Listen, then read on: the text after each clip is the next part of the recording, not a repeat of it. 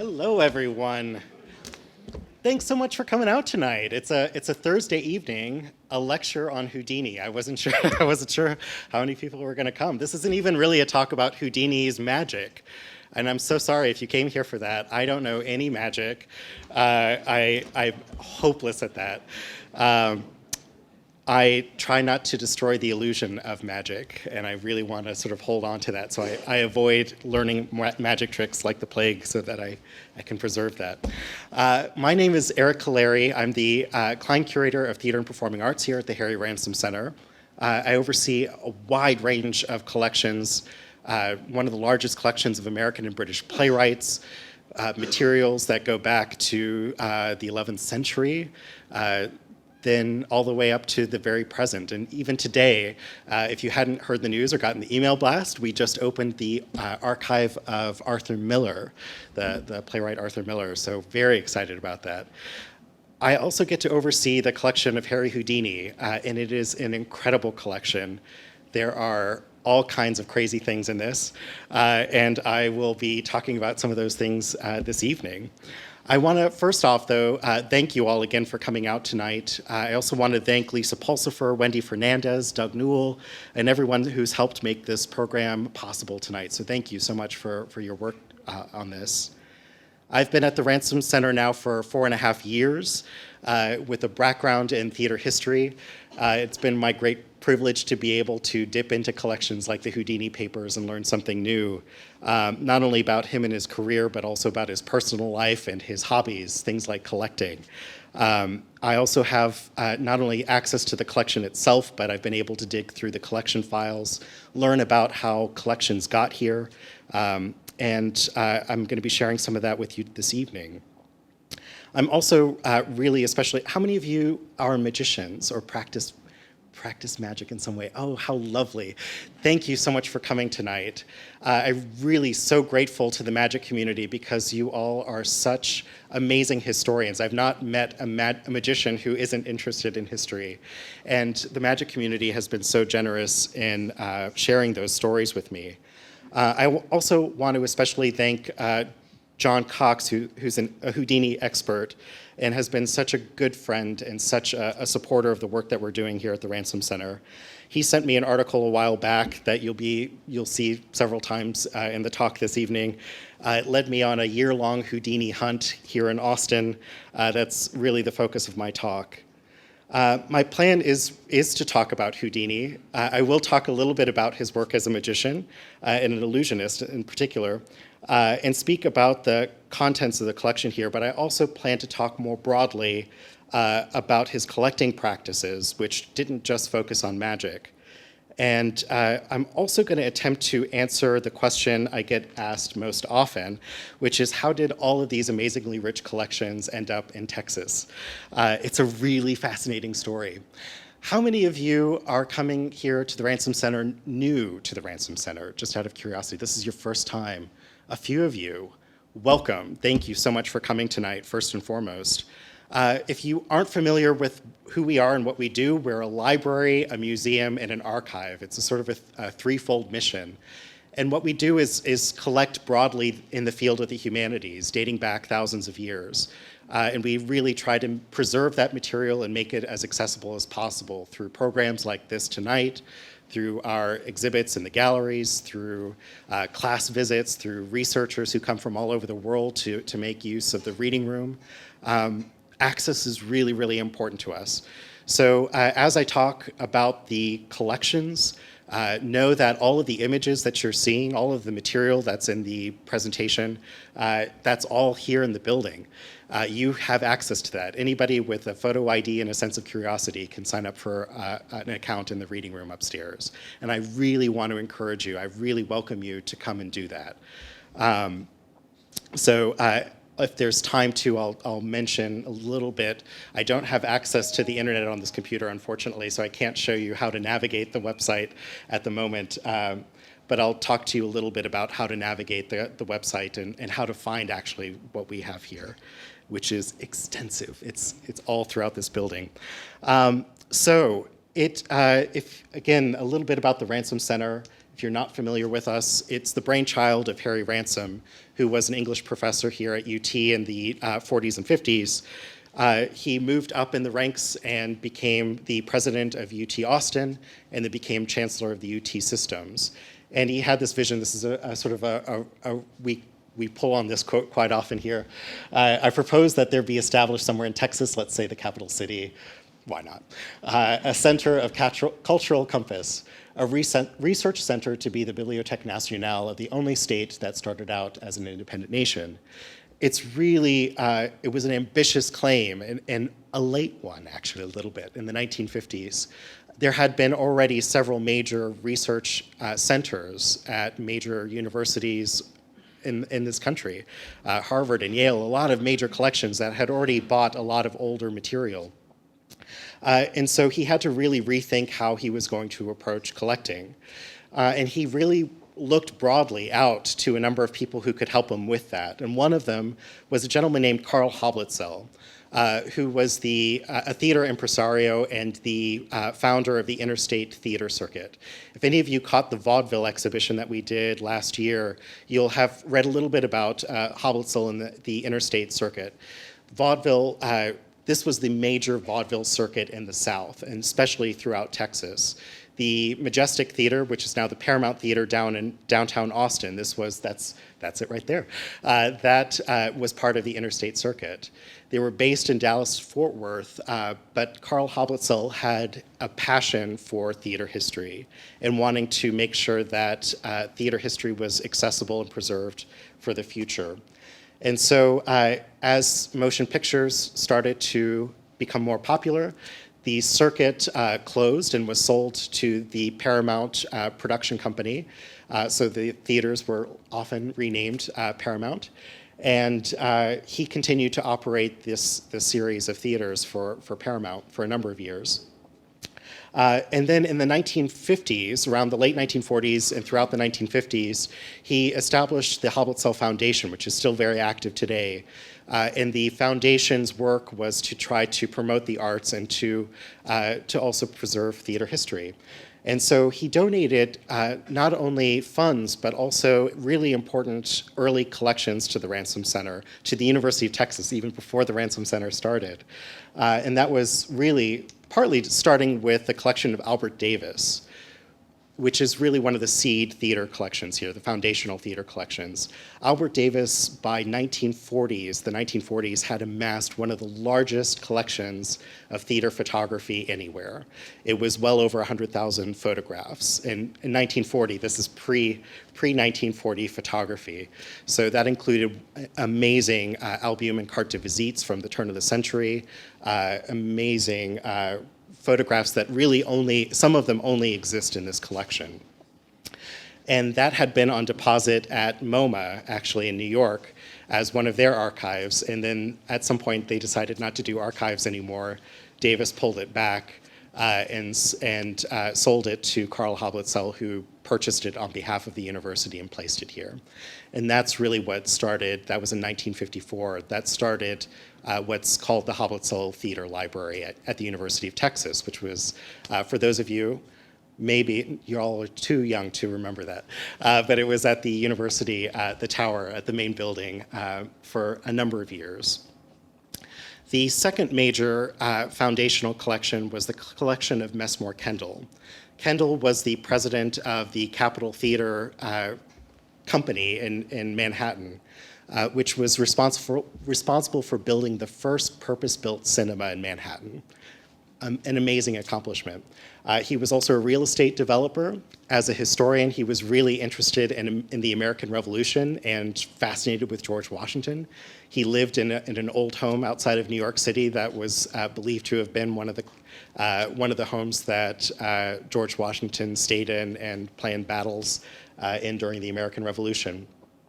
He had absolutely very little interest in theater history, but there's a story about how he managed to come to collect the Houdini papers in the Dramatic Library.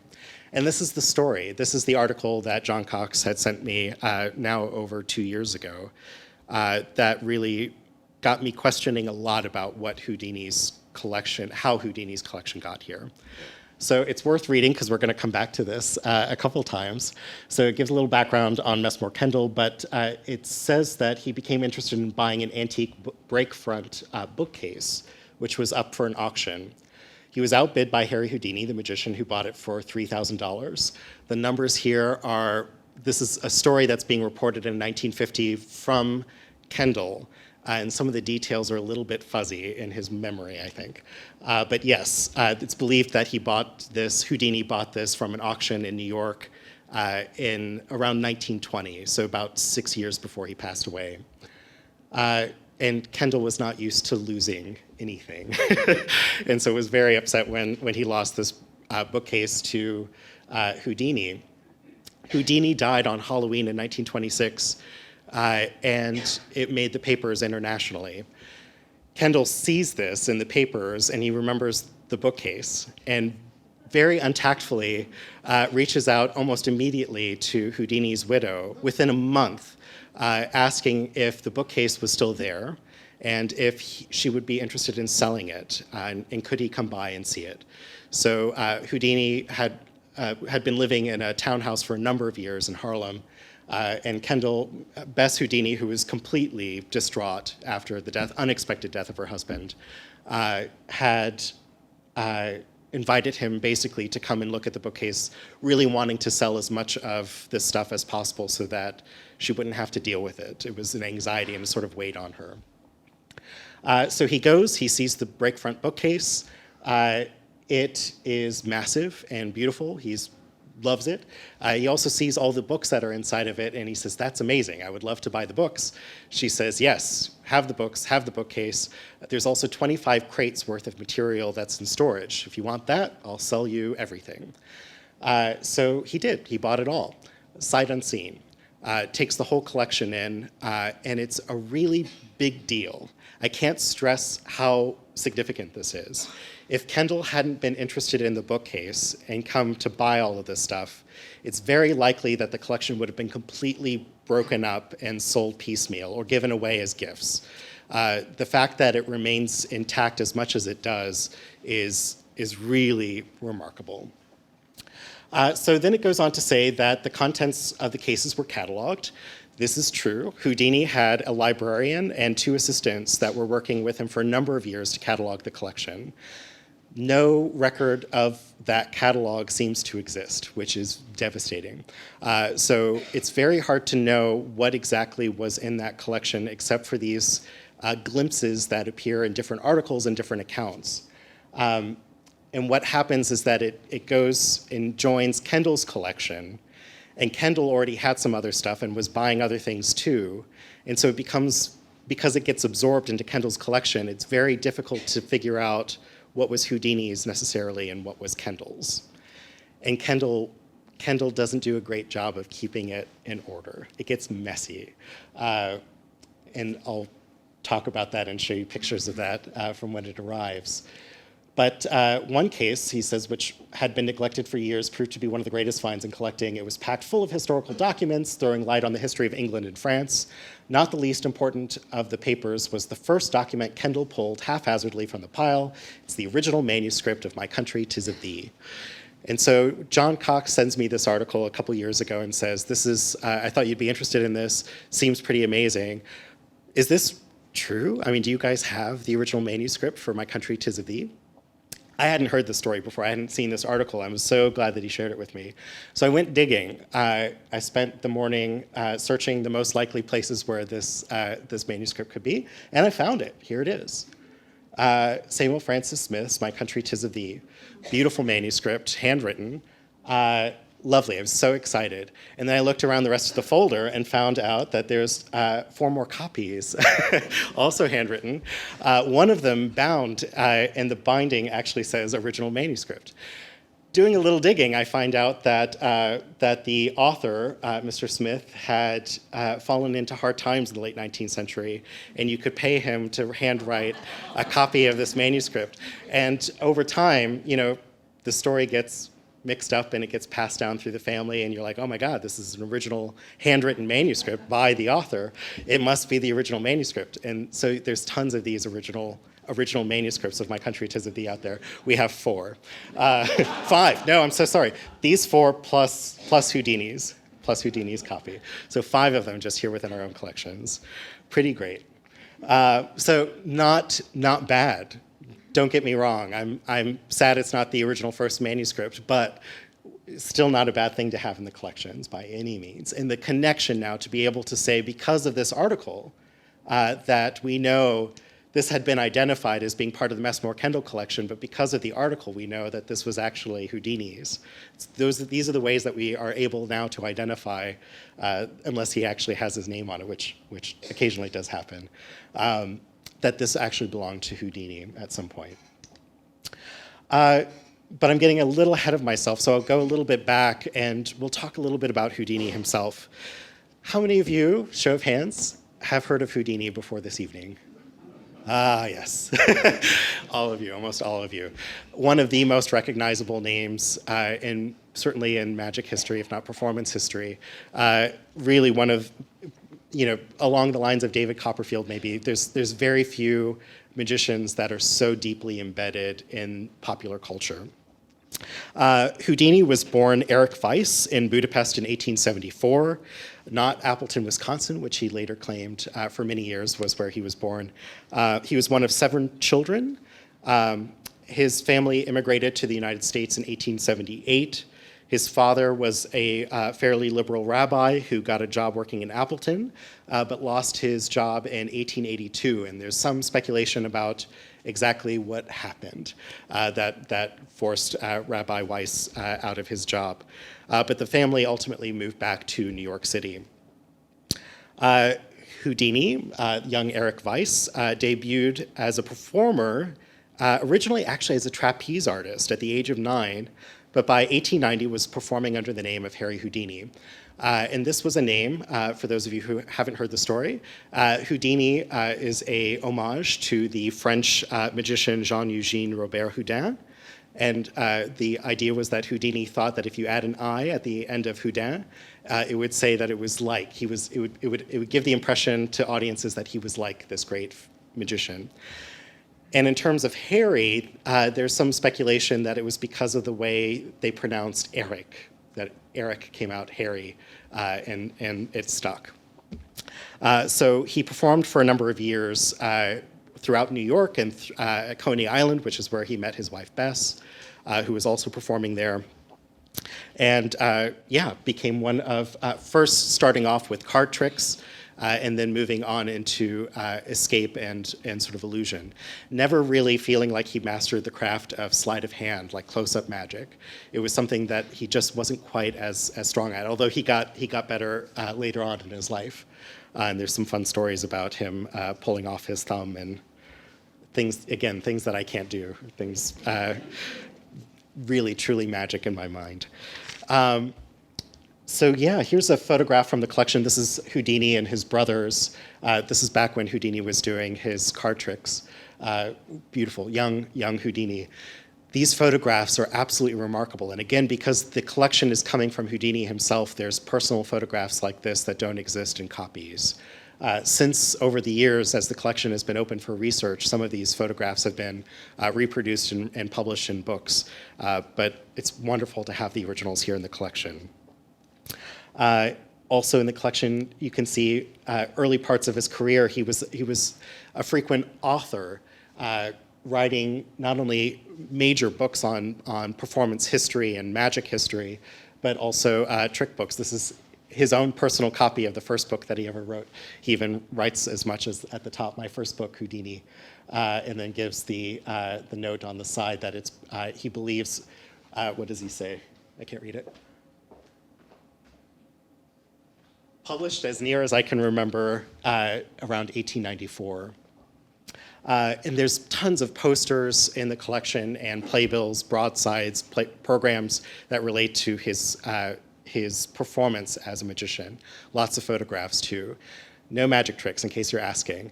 There's like maybe a handful, couple handwritten notes about specific magic tricks. It's not something either that he did, There's some speculation that he didn't really write out a lot of his magic tricks because he was afraid that they would get into somebody else's hands. If there were more magic tricks, it's likely that they were either given to his brother, who was also a magician, or destroyed on his death. There's some questions and speculation about that as well. Beautiful photographs like this. This is in Pittsburgh. This is where a great example. Oftentimes when Houdini was traveling around the country, in order to drum up business, he would find the local newspaper offices. Usually almost always, they had a flagpole hanging outside the office. He would climb the flagpole, sometimes without their knowing it, get himself strapped into a straitjacket, and then be hung, suspended upside down from the flagpole outside the newspaper office. Brilliant. Brilliant, right? Because it's the newspaper offices. The journalists come running out with their notepads and start writing up the story. The photographer gets out there and immediately gets into the papers, and then the crowds come. And immediately you have an audience who can see you, know what you do, and you drum up an amazing audience for that night's performance. If you can't see him, he's up here in the corner. That's him right up there. And a little bit of a close-up too, so you can. That's him just coming out of the straitjacket. Dramatic pose.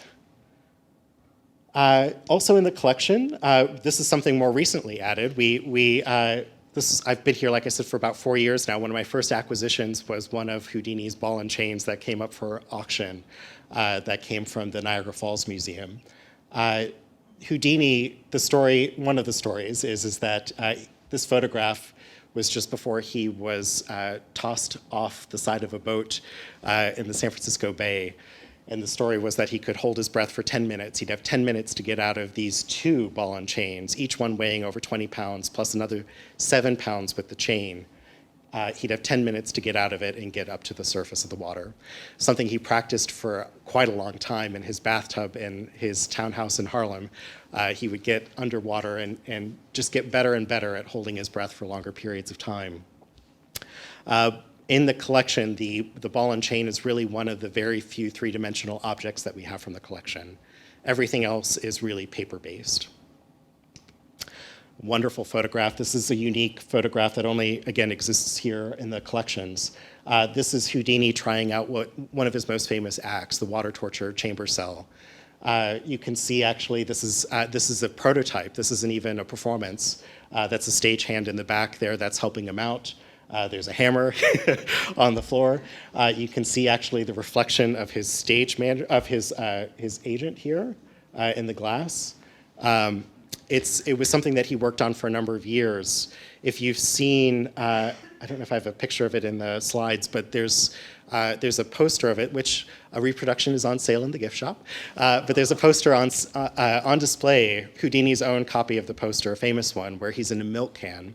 The milk can was a famous trick that he did for a number of years until other people started copying it, and he switched to the water torture chamber cell, something a little bit more dramatic and flashy. And a magic trick that he invented himself. Also, yeah, you'll see this on display in the galleries too. One of his most famous performances was the Vanishing Elephant Act at the New York Hippodrome. It was a trick that he only did the once. It did very well. He commissioned at least 2 different posters for this act. He never ended up having the poster made, possibly because it sold so well that he didn't need to advertise it. But the 2 prototypes, the 2 designs for the poster are part of the collection. They're both on display right now in the galleries. I'll mention too that the galleries will be open after the talk today too. So if you haven't gotten a chance to see it after this, you can head down into the galleries and take a look. Some people maybe don't know that in addition to being a famous illusionist and escapist, Houdini spent quite a lot of time also debunking spiritualism. This was one of his major sort of life goals. And this was partly because he was seeing that a lot of people were getting scammed out of a lot of money. This is around the turn of the century. There had already been a major war in the late 19th century. There's also World War I and all these people who've lost their lives, families who've been devastated. And they get swindled by false psychics and mediums into giving a lot of money away with the hope of being able to communicate with loved ones who died. Oftentimes, there's the TB epidemic too in the early 20th century. And so what he did was try to go around and convince people saying, I'm not a magician, I'm an illusionist. I can tell you how people are doing these tricks. This is nothing that you were seeing in these with these psychics, with these spiritualists, is something that can't be reproduced. And if you can find someone who can do something that I can't reproduce, there would be great rewards for it. This is him and his wife Bess, who are showing how the slate trick works. So in this case, the spiritualist would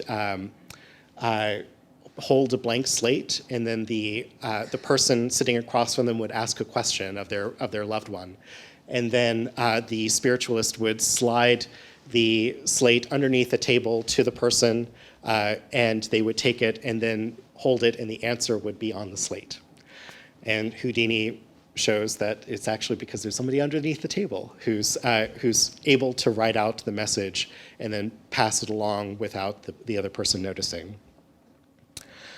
Some people also don't realize maybe that Houdini was a pilot, and in fact, he was the first person to fly a powered airplane in Australia. We have the trophy for it here in the collections, which he was incredibly proud of. The trophy itself is just the metal part in the middle. He had it framed in this frame with the photograph in the upper corner so that he could bring it with him when he performed and display it in the lobby before the performances, so people would know that not only was he able to perform these incredible feats in front of you, but he also does these other things, and he's been awarded and recognized for it. This is the thing you need to know about Houdini, right? Is that he's not only really a brilliant performer, he's a really incredibly savvy businessman and really knew how to market himself and his image. And that's really one of the reasons why all of y'all know his name today. It's because of that. And in addition to all of this material that's in the collection related to his career, there's also wonderful collections related to his family, to his personal life. This is Houdini, his wife Bess, and his mother. I absolutely love this photograph. It's almost 100 years old now. And actually, I think it is over 100 years old. And it's so crystal clear. It's so beautiful and really captures their relationship. In the collection, you'll also see that there's a whole folder, a thick folder worth of love letters from Houdini to his wife. Whenever he would go on tour, he'd write her these beautiful, beautiful notes. Yes, you will kindly observe that we have on a nice clean collar and a new tie, as we know you like to see us that way. I hope to see you that way, writing some more. Tonight, us receive we on salary. Love and kisses as your ever devoted husband, Eric Prack, which is an interesting, there's a lot of conversations right now amongst Houdini scholars about why he signs his name this way. And then also signs it, Harry Handcuff Houdini, which is a little odd for a love note. This is his last diary entry. The collection includes a few diary fragments, and we know that Houdini did keep diaries, and the whereabouts of the complete diaries is unknown. They're believed to be lost. But there are fragments of it in his papers here at the Ransom Center. It's a long story, those last few days of Houdini's life, but the short version is that he broke his ankle performing in an accident, performing on stage. He then went to Montreal to perform more and gave a lecture at McGill University there. Spoke over an hour on my leg broken. Impressive, actually. And then while he was performing in Montreal, he was also suffering from an inflamed appendix. There was two gentlemen actually, who came in backstage after one of the shows. He was laying down on a couch, and this one guy says, "Hey, I heard that you can be punched in the stomach, and your stomach is so strong, your muscles, you don't even feel it." So without any warning, he just goes and punches Houdini in the stomach, ruptures his appendix, which then gets infected, and then several days later, after he's gone to Detroit, he passes away on Halloween. the pencil is Houdini's writing.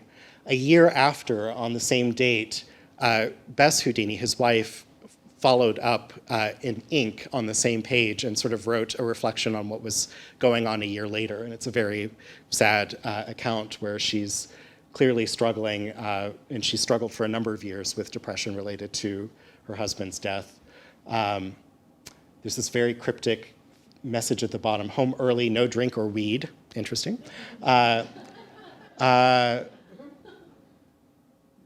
Something home cross. Unga brings the horrible box. To this day, I have not found anybody who can explain what that means. Unga brings the horrible box. Sounds like the beginning of an incredible story, and I hope somebody writes it.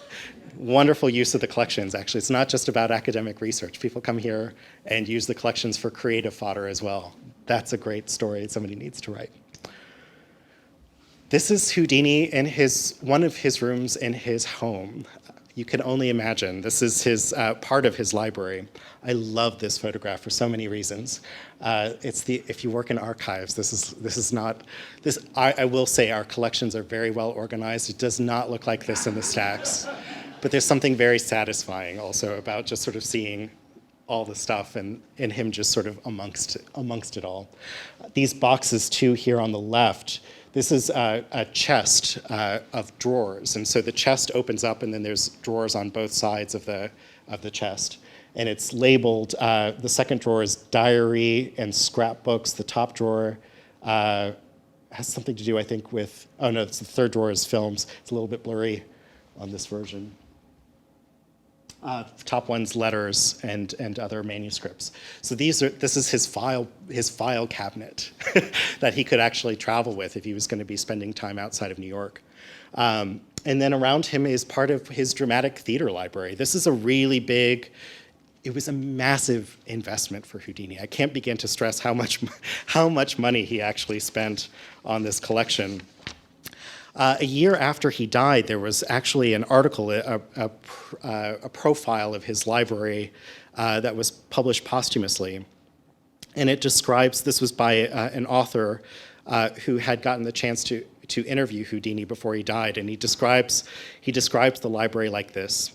He says, a 3-story house crammed with 15,000 books, 50,000 prints, 500,000 cuttings, and 4 tons of theatrical playbills on an obscure New York block and domiciles a bibliophile, Houdini, the handcuffed king.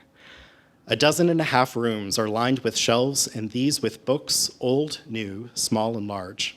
One is heaped with filing cases of prints. The basement is full of antique posters, some of which you can see out on display right now. I was a young magician, Houdini relates. I took my magic ship seriously. I saw myself one of the subtle necromancers of old times, full of mystery, secrets, and secretiveness. I felt the darkness and concealments of magic must be kept from the uninitiated, and grew earnest about it. I was young and visionary. What a humble thing to say. On public stalls, I saw books exposing magic, perhaps an old pamphlet detailing the secrets of a great fire eater, or a treatise upon the use of mirrors and conjury. These books filled me with misgiving.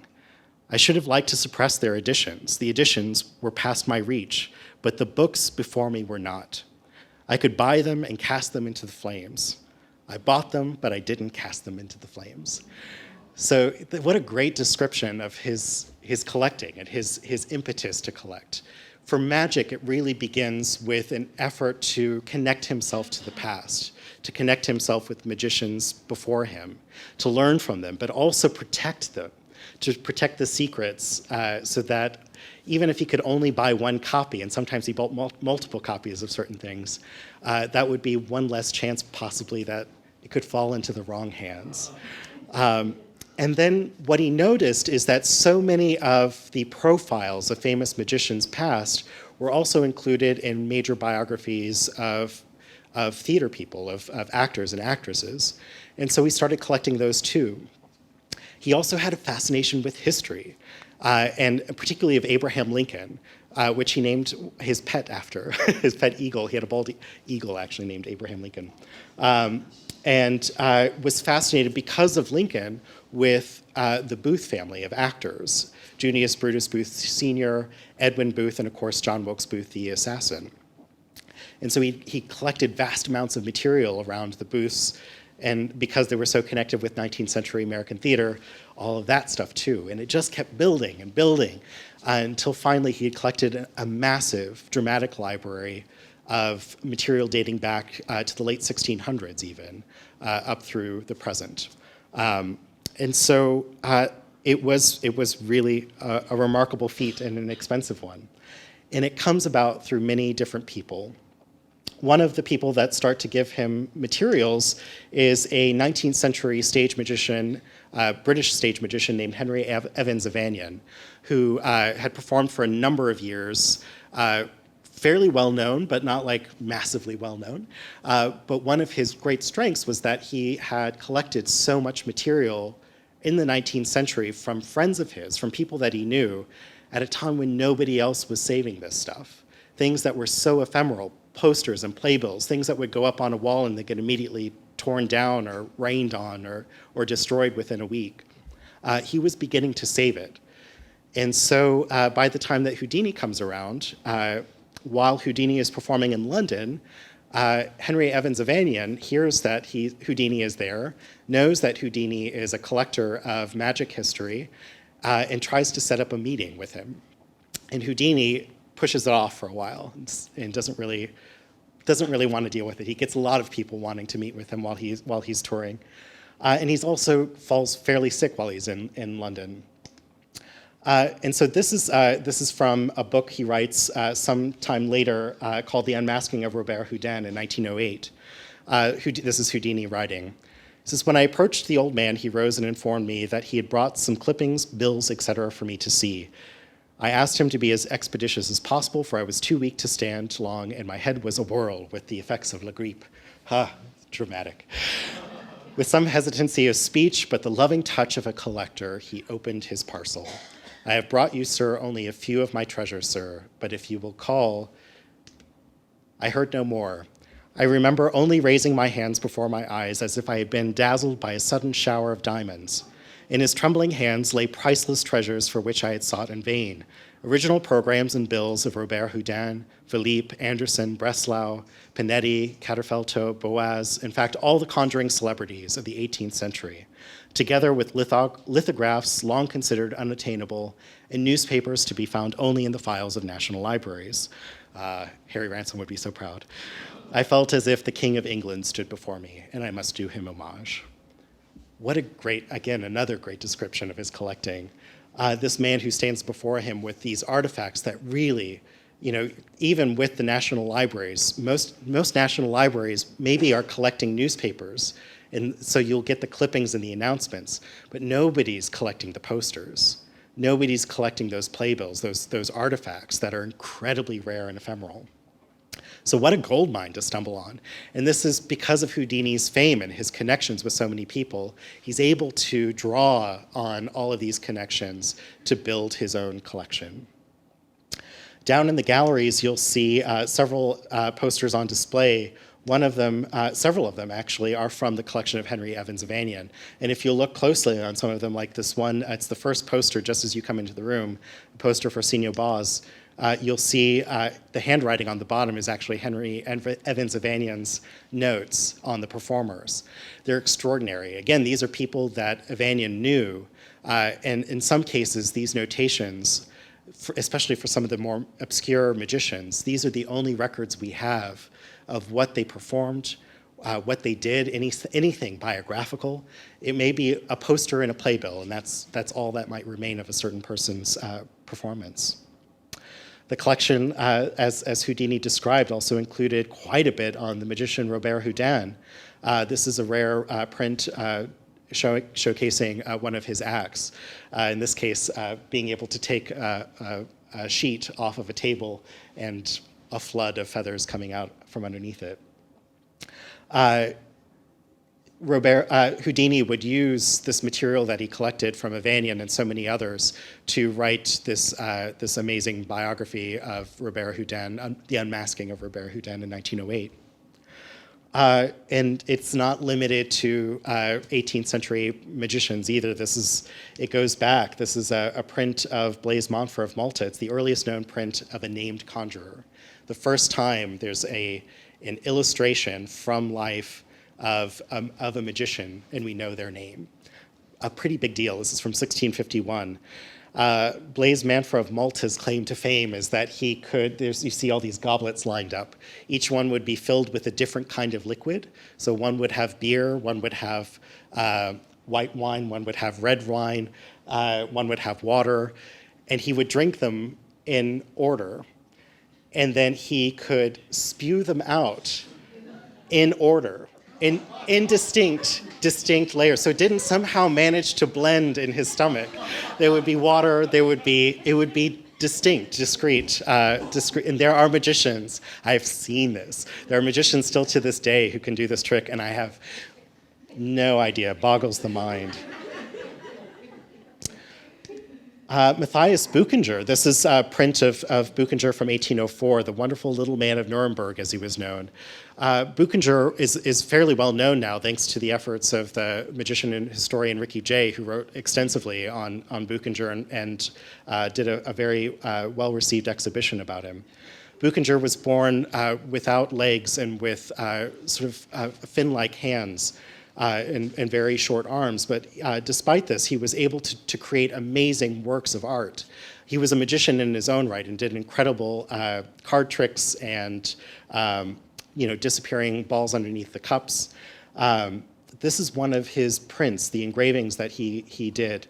It's a self-portrait, and in his hair is actually letters. His hair is made up of tiny inscribed. It's the Psalms and the Lord's Prayer. Amazing, the kind of dexterity and the detail that he was able to accomplish for anybody. This is an incredible feat. The collection also preserves records of his own collecting practices elsewhere. So we see, for example, a receipt from Maggs Brothers for the discovery of witchcraft, Reginald Scott's. This is a first edition from 1584. I love it. I'm so happy about this. And again, one of those things that we only know belong to Houdini in the collections. We have 3 first editions of Reginald Scott's Discovery of Witchcraft. It's a very rare book. It is the first book in the English language really to debunk witchcraft.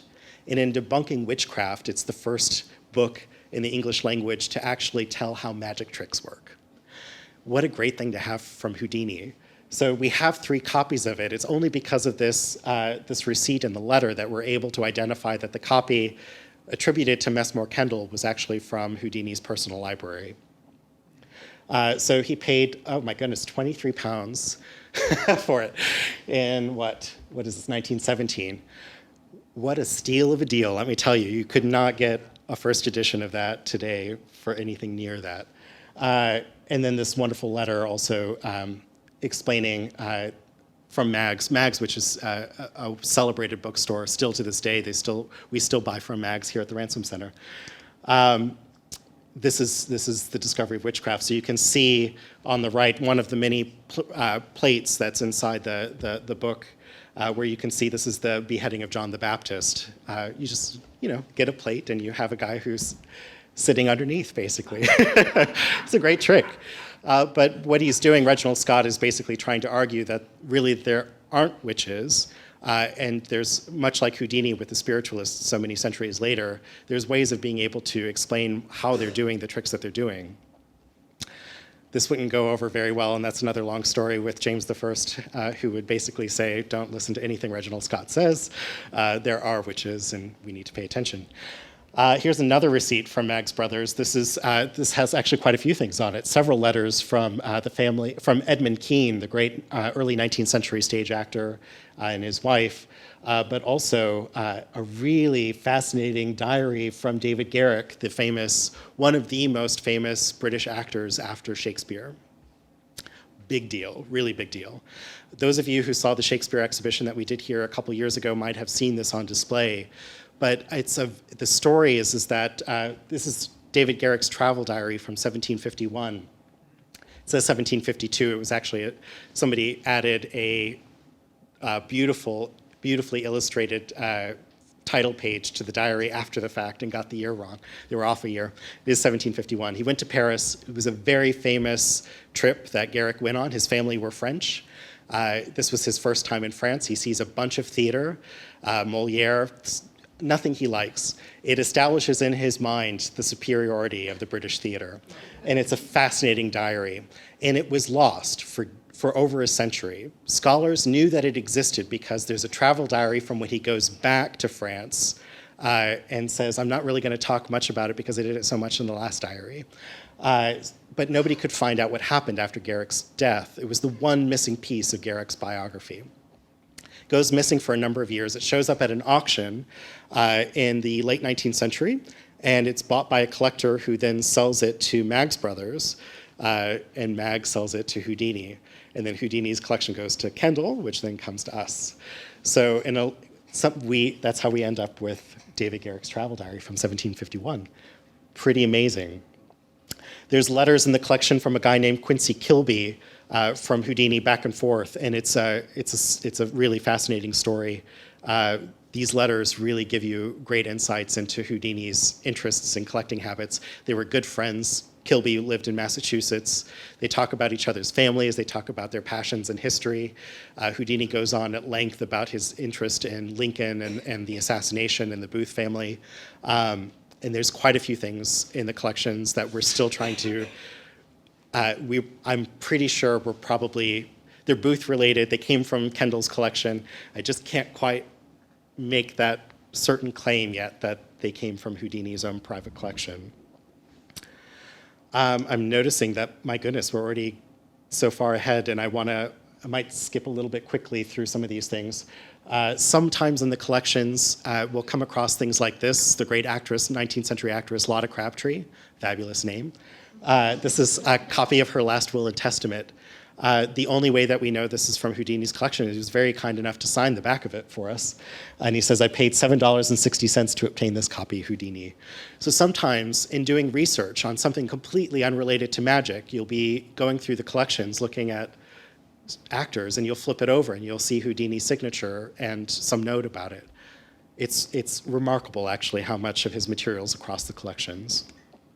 I'm going to come back to this article because it dives. I want to say a little bit about the collection itself coming here, because it really, it's remarkable that Kendall saved it in the first place, but it's even more remarkable that it didn't dissolve with Kendall and that it was able to come here intact.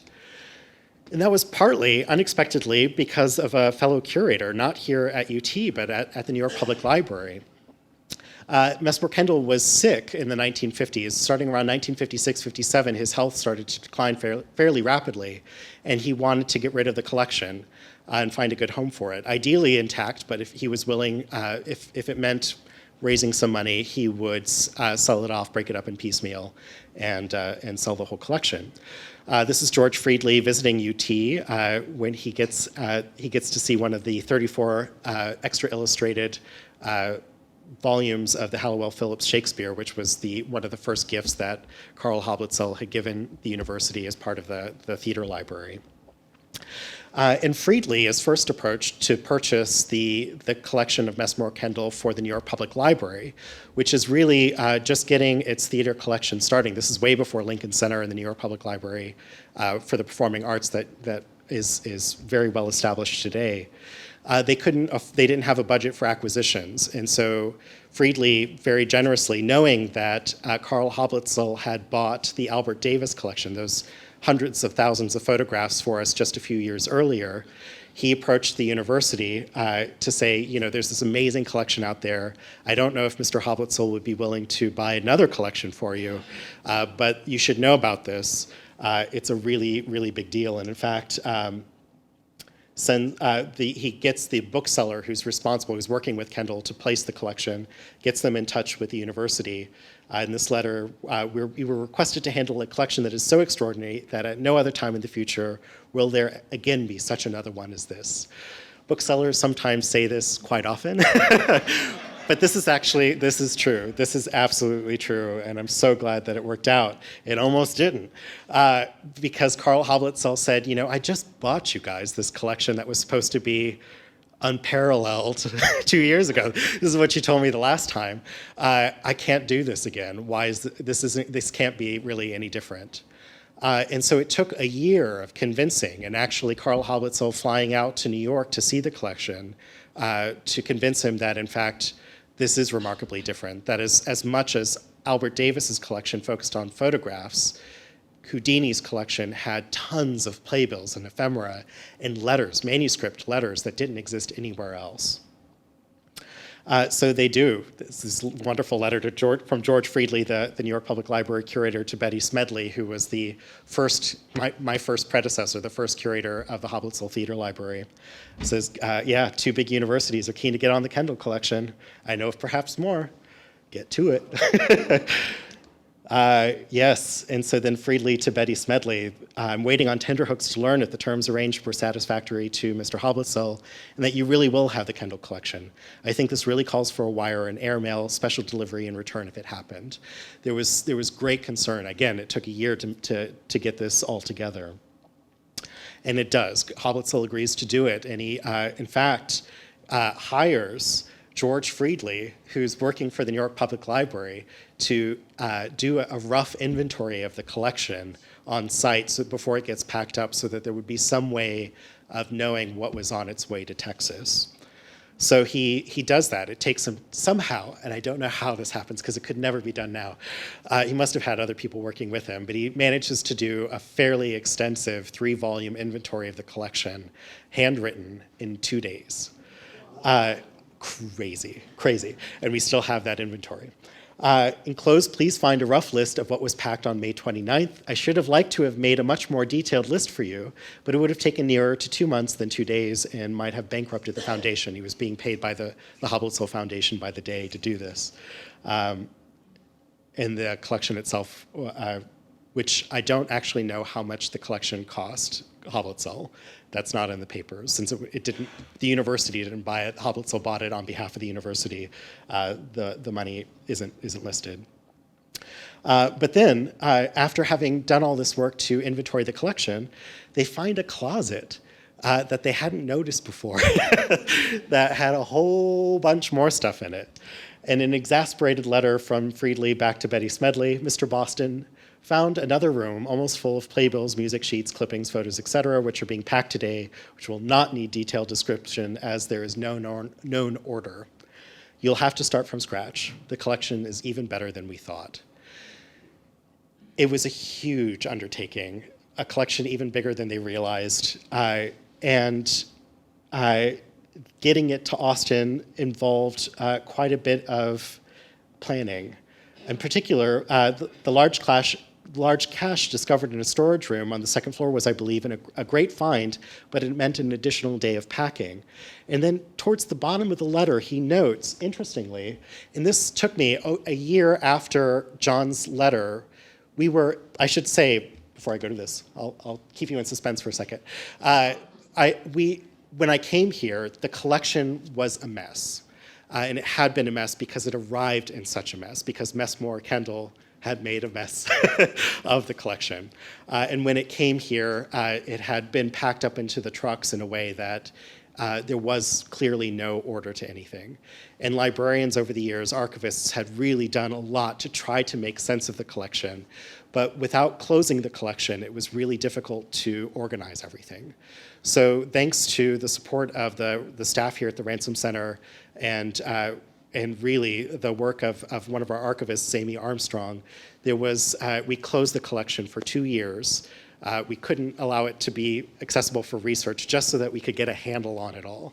And in those 2 years, we were able to get a really detailed finding aid. And in those 2 years, too, it gave me the chance to go back through the collection files, and that's when I found all these letters relating to how the collection got here.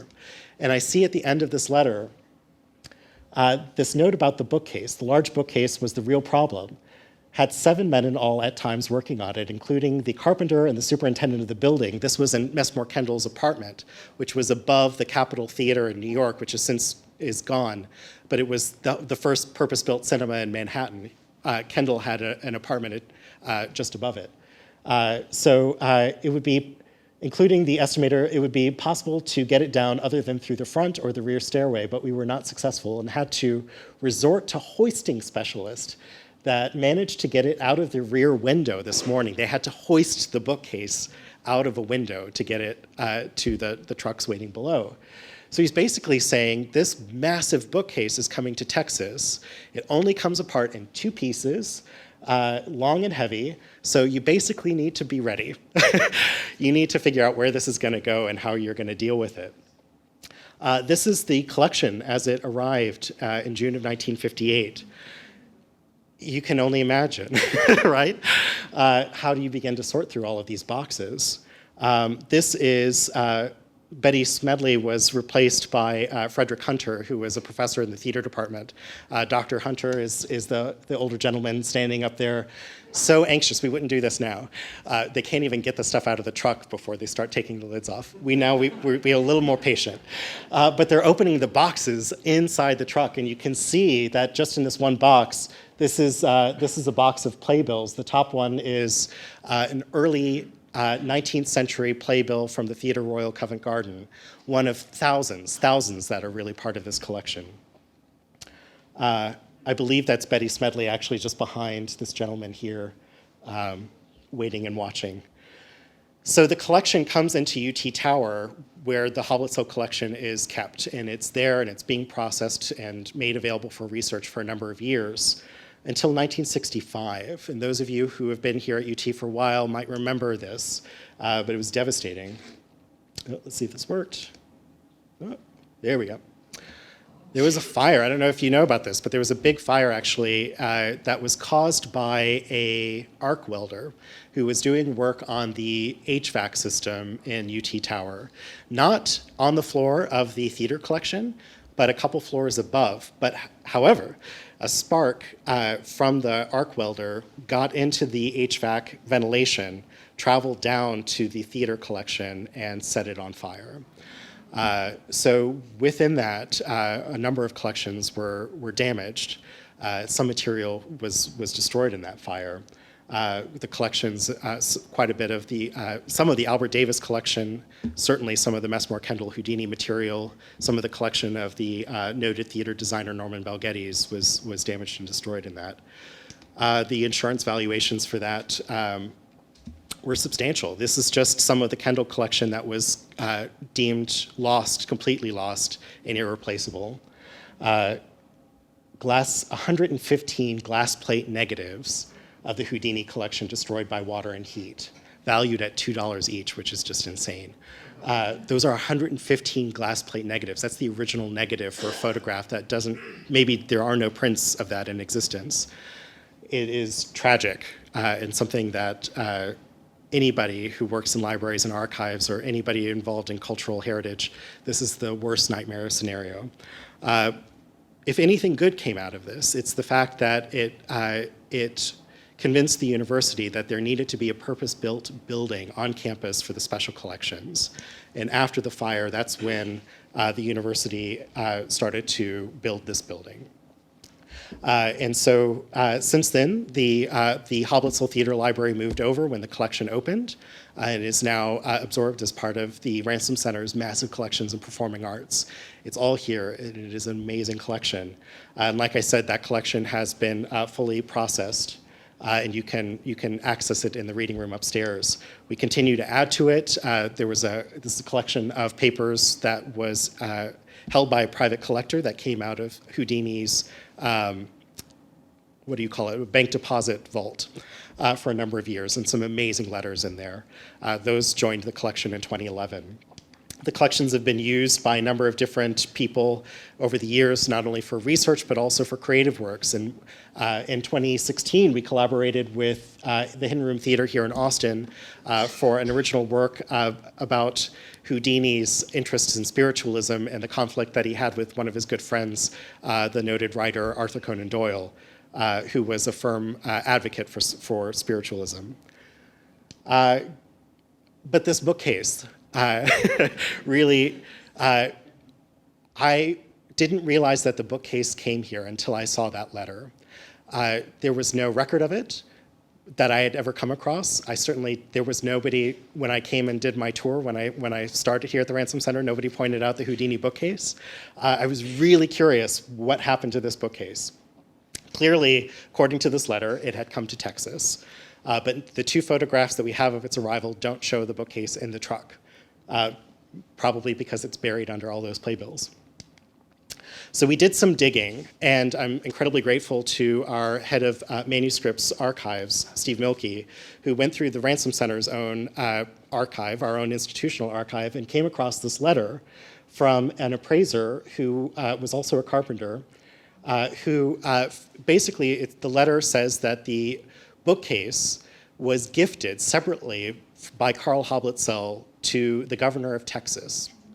So the Houdini and Messmore Kendall collection itself was gifted to the university, but the bookcase separately to the governor. This led me to the governor's mansion and the wonderful nonprofit organization that runs the collections, that manages the collections, the permanent collections of the mansion.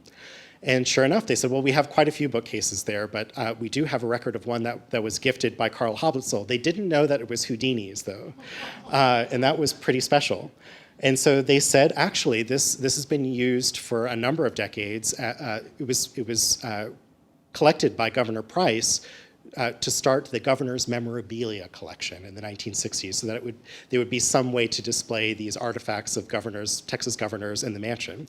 And so this letter basically explains that the cabinets had been altered and the shelves had been altered to allow for the display of these objects. Doing a little bit more digging, I found a photo tour book from the 1980s of the mansion that included these photographs. So finally, I have a little bit of a description of what this bookcase actually looked like. Without this, all I knew was that it was a very large bookcase that only came apart in 2 pieces. So thank God for these photos. This actually matched a description so I asked them what happened to the bookcase. Is it still there? They said no. The governor's mansion was renovated in the late 1980s to return it to its original historical nature, and the bookcase was sent to the Capitol building where it was on display in the governor's reception room. Call to the governor's reception room, or to the architect of the Capitol and the folks who manage the collections there, say, it's not here anymore, so sorry. And so devastated, I thought it was a loose end. But then I noticed that we actually had some files that showed that there were photographs of this bookcase at the home of the Chancellor of UT Systems, where the Ransom Center, some of the Ransom Center's paintings and a few other items are on long-term loan there as part of the collections. This is not one of our collections, but it was photographed by a former archivist who wasn't entirely sure, but just wanted to document it just in case, and thank goodness. So then I go to the to the chancellor's house and ask them about it. We have this photograph from them, and then this one taken by our staff. This was in 2003. Sadly, they had sent the bookcase away when a new chancellor had started, and it had left the chancellor's home in 2011. And they sent it back to the university, but didn't know what that meant when they sent furniture back to the university. So my heart sinks, and I think, oh God, it's been surplused, it's gone. It was also had been damaged at some point, where some of the trim they said had come off. This piece had fallen off, and then there was some alterations to the cabinet over the years that had damaged some of the shelving. So devastated. I thought it was a loose end, but then I found the facilities manager who worked at the chancellor's house for a number of years and was just literally about to retire. And if I'd waited one more week, I would have probably missed him. But he says, oh yeah, oh, that thing's massive. I remember I've moved that thing 3 times in my career. I can't forget it. The last time I moved it was to UT Systems downtown, where it's been in storage ever since. And this is the photograph I took of it when I first laid eyes on it in person, and you can imagine I'm surprised it's not blurry because I'm like standing over, like jumping up and down. But it's, sure enough, comes apart in 2 pieces. There's the bottom half over there and the top here. The shelves and the doors had been taken off for storage, but they were there. And thanks to the director, who was very open to thankfully, taking this piece of furniture into the collection, we were able to transfer it back to the Ransom Center and bring it into the collections. I know. I'm so happy. You all are the first people I've been able to share this story with. This has been over a year hunting this thing down. These are our conservators inspecting it for bugs, just to make sure we don't bring anything bad into the collections.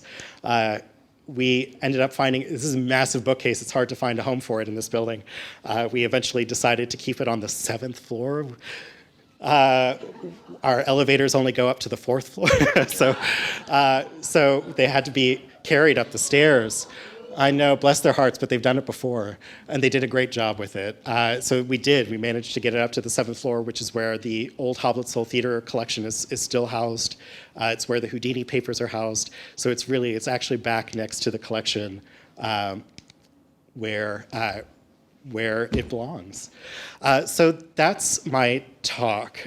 So I want to just mention, too, that if you're new to the Ransom Center, if you haven't done research here before, please check out our website. If you go to the Collections tab up here at the top, you can explore the collections. You can browse around, go to the tab that says Search the Collections, and you'll see all of the lists of the finding aids. You can see research guides like this one that tell you all about our magic and illusion holdings and a whole bunch of other stuff.